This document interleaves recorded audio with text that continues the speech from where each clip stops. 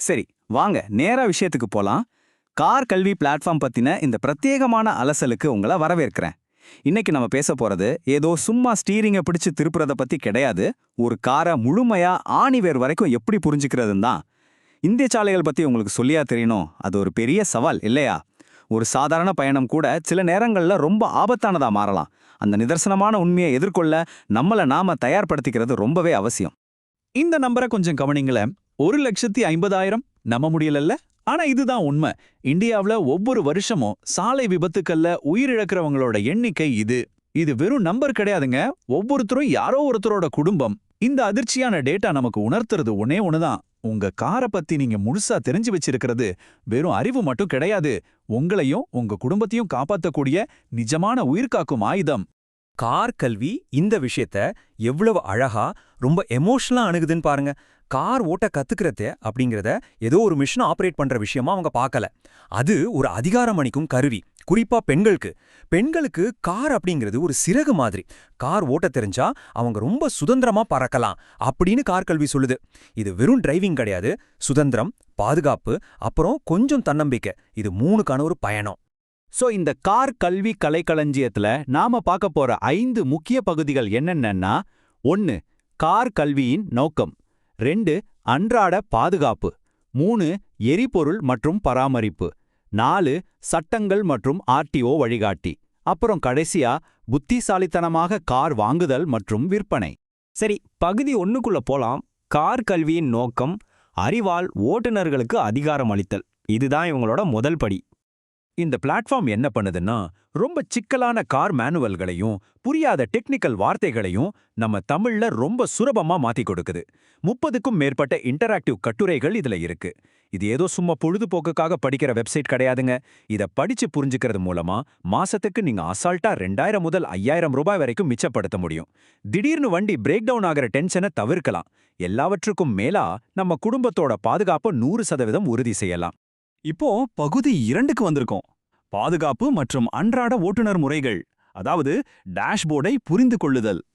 Now watts really interesting about this, இங்க ரொம்ப சுவாரஸ்யமான விஷயம் என்னன்னா, உங்க டேஷ்போர்ட்ல எரியிற அந்த 18 வார்னிங் லைட்ஸை இது ரொம்ப சிம்பிளா 3 கலர்கள்ல பிரிச்சு விளக்குது. பச்சை நிறம் வந்தா ஓகே, சிஸ்டம் பர்ஃபெக்டா வேலை செய்யுதுன்னு அர்த்தம். மஞ்சள் நிறம் வந்தா கொஞ்சம் அலர்ட் ஆகணும், சீக்கிரமா காரை செக் பண்ணணும். ஆனா சிவப்பு நிற லைட் எரிஞ்சா மை காட், அது மிகப்பெரிய ஆபத்து, காரை உடனே நிறுத்தணும். இந்த ஒரு சின்ன சிவப்பு நிற லைட்டோட அர்த்தம் தெரிஞ்சிருந்தா ஒரு மிகப்பெரிய விபத்தையோ இல்ல இன்ஜின் சீஸ் ஆகிறதையோ உங்களால ஈஸியா தவிர்க்க முடியும். சரி, திடீர்னு ராத்திரி நேரத்துல நடுவழியில டயர் பஞ்சர் ஆயிடுச்சு. என்ன பண்ணுவீங்க? கார் கல்வி அதுக்கு ஒரு ரொம்ப பிராக்டிக்கலான வழிகாட்டுதலை தருது. குறிப்பா அவங்க சொல்ற இந்த லிஃப்ட் ஃபார்முலா இருக்கே, ரியலி சூப்பர். பாதுகாப்பான தட்டையான இடத்துல காரை நிறுத்தி ஜாக்கை கரெக்டான இடத்துல பொருத்தி டயரை மாத்தின பிறகு நட்டுகளை கிராஸ் பேட்டர்ன் முறையில, அதாவது குறுக்கு மறுக்கா டைட் பண்ணணும் அப்படிங்கறத ஸ்டெப் பை ஸ்டெப்பா ரொம்ப தெளிவா விளக்கியிருக்காங்க. அடுத்ததா பகுதி 3, எரிபொருள் பராமரிப்பு மற்றும் சேமிப்பு, ஸ்மார்ட்டான வாகன பொருளாதாரம். இது நேரடியா உங்க பர்ஸை காப்பாத்துற விஷயம். இந்த டேட்டா பாயிண்ட்ஸை கொஞ்சம் கவனிங்களேன். ஏசியை சரியா பயன்படுத்துறது மூலமா மட்டுமே 8 முதல் 10% எரிபொருளை நீங்க மிச்சப்படுத்தலாம்னு சொல்றாங்க.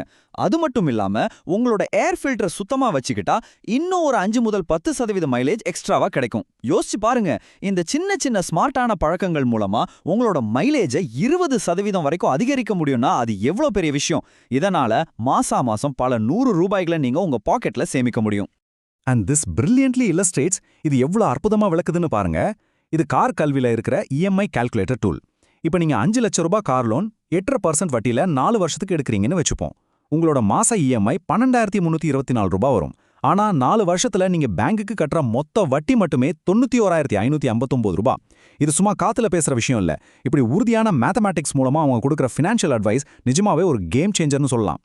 அடுத்து பகுதி 4, சட்டங்கள் மற்றும் ஆர்டிஓ வழிகாட்டி, சட்ட சிக்கல்களை எப்படி தவிர்ப்பதுன்னு பார்க்கலாம். இந்த மாநிலங்களுக்கு இடையிலான வரி சிக்கல்கள் இருக்கா, அது பலருக்கும் புரியாத ஒரு பெரிய புதிர்.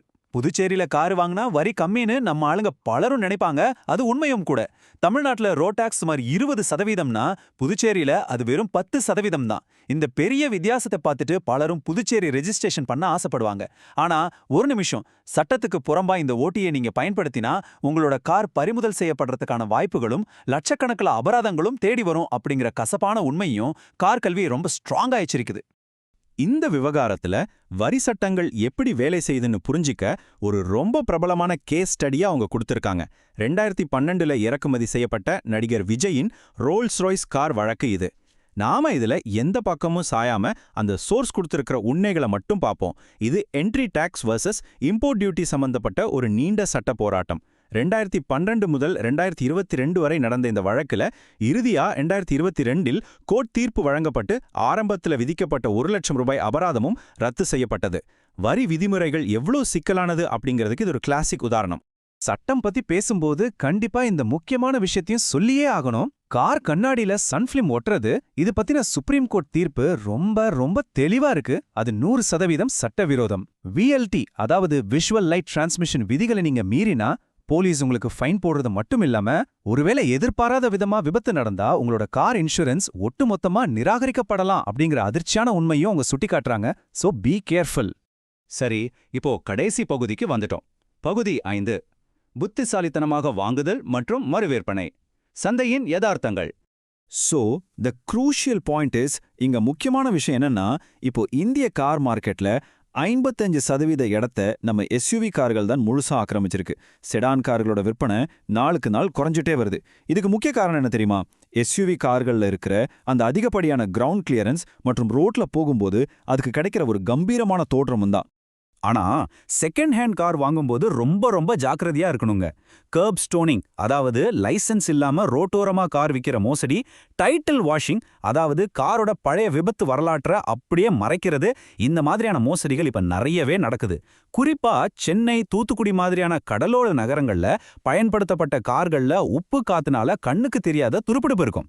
இதனால அந்த காரோட மதிப்பு 15% 30% வரைக்கும் அப்படியே சரிஞ்சிடும். அதனால காரை வாங்குறதுக்கு முன்னாடி 7 வெவ்வேறு இடங்கள்ல இருக்கிற சாசிஸ் நம்பரை செக் பண்றதும், அரசாங்கத்தோட வாகன் போர்ட்டல் மூலமா காரோட பின்னணியை வெரிஃபை பண்றதும் ரொம்ப அவசியம். நாம இப்போ இந்த முழுமையான அலசலோட கிளைமேக்ஸ்க்கு வந்துட்டோம்.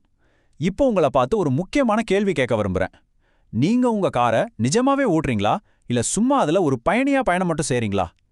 கார் கல்வி கொடுக்குற இந்த அற்புதமான இன்டராக்டிவ் டயக்ராம்ஸ், கட்டுரைகள் மற்றும் டூல்ஸ் எல்லாம் நீங்க பயன்படுத்த ஆரம்பிச்சா கண்டிப்பா உங்களால உங்க வாகனத்தோட முழு கட்டுப்பாட்டையும் உங்க கைக்குள்ள கொண்டு வர முடியும். உங்க பயணங்களை இன்னும் பாதுகாப்பானதாகவும் புத்திசாலித்தனமானதாகவும் மாற்றுங்க.